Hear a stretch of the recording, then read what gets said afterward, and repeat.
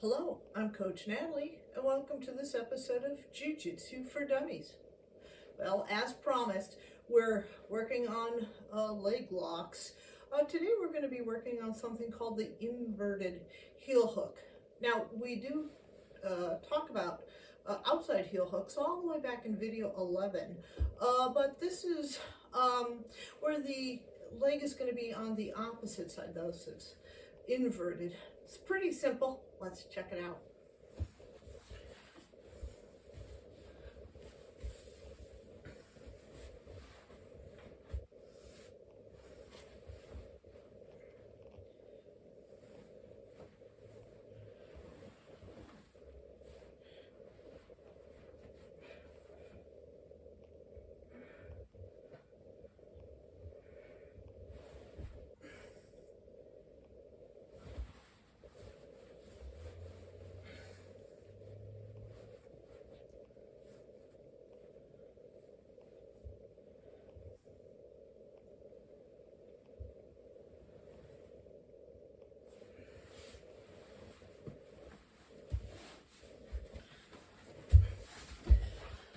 Okay, let's break it down.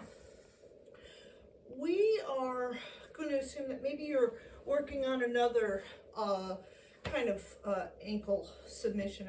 In fact, in video 11, we talk about the straight ankle lock. So let's assume that we are in the straight ankle lock, and that's not working for whatever reason. So I'm in a position we call outside ashigrami. We'll talk more about that in video 11. In this case, my legs are crossed on my opponent's hip right here, and my outside leg is covering my inside leg because I don't want my inside leg to be attacked. I'm pinching my opponent's leg together above the knee. So, as I was saying, maybe I'm doing a straight ankle lock, whatever, that's not working. So what I'm going to be doing is letting the ankle lock go. Now, with this hand, I'm going to be pulling this way while bumping. And then at a certain point, I'm going to be grabbing this shin here, and I'm getting to my elbow. And then I'm going to be reaching over and grabbing the foot. So you'll notice that I'm trapping their toe, my underarm, not really trapping. I'm having their exposed heel sitting on my forearm. And then lastly, I'm holding my hands kind of like I'm looking at my watch. I'm going to be putting a gable grip together, still trapping this leg. Now what I'm going to be doing is rolling in the direction of this outside shoulder here. Again, looking just about that time. If they know it's good for them, they're going to be tapping. Again, you're in what we call outside ashigrami. This leg over this, their outside leg here. My outside leg over my inside leg to protect my leg. Maybe I'm doing straight ankle lock, whatever, it's not working. So I'm letting it go. I'm pulling. At the same time, I'm hip bumping, securing, getting to my elbow, putting my shoulder and underarm over their foot. Now what I'm going to do is I'm going to be trapping their foot under my underarm. Last thing I'm going to be doing is this exposed heel is going to be on my forearm, looking at my watch, gable gripping, slowly start to roll over towards this shoulder. Now, we've talked about heel hooks before. The danger of heel hooks is that, unlike other submissions, like a straight arm bar, even a straight ankle lock, it's going to hurt far in advance of you actually doing actual damage to their joint. So people have a tendency to tap because they're like, oh man, that arm bar is pretty tight, I better tap. The thing about the heel hook is that there's not a lot of forgiveness in those ligaments of the knee. You know, it doesn't hurt, snap, you know, your ACL is snapped and then you need surgery. So the first mistake that people might make would be feeling like you need to crank it until they tap. Well, especially if you're in a gym that doesn't do leg locks, your opponent might not know that they need to tap, you know, once you've got that secured position. What I would do is I would practice, you know, securing the position and then letting go, you know, kind of catch and release. So that would be the first mistake, feeling like you need to cause them to tap, and that's probably a mistake.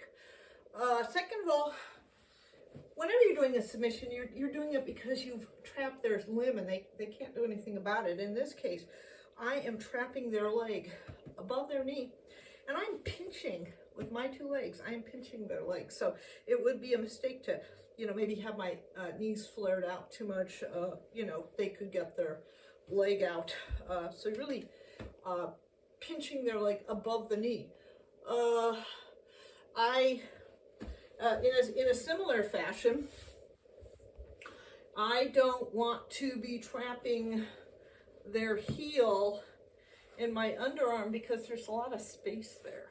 Again, if I was to be able to trap their forearm or their heel on my forearm, it's really hard for them to, you know, for it to fall off. But if I'm trying to trap their heel under my underarm, you can see how there's a lot more space there. And then the last thing would be, you know, not rolling in the proper direction. You know, when you're doing a heel hook from the outside,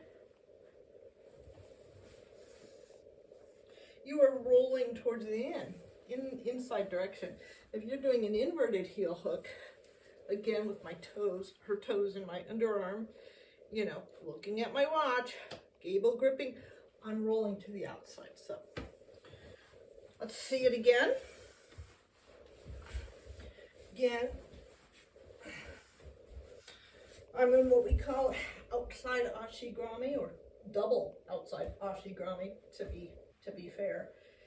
My leg is trapped with my outside leg, so they can't, you know, they can't heel hook me at the same time. Hopefully I'm heel hooking them. You know, again, maybe I'm doing a straight ankle lock or something, it's just not working. Let go. Grab the leg here. Get to my elbow. Trap their toes with my underarm. You know, keeping my own elbow to my side of my flank. I'm looking at their exposed heel. It's on my forearm. Looking at my wrist watch.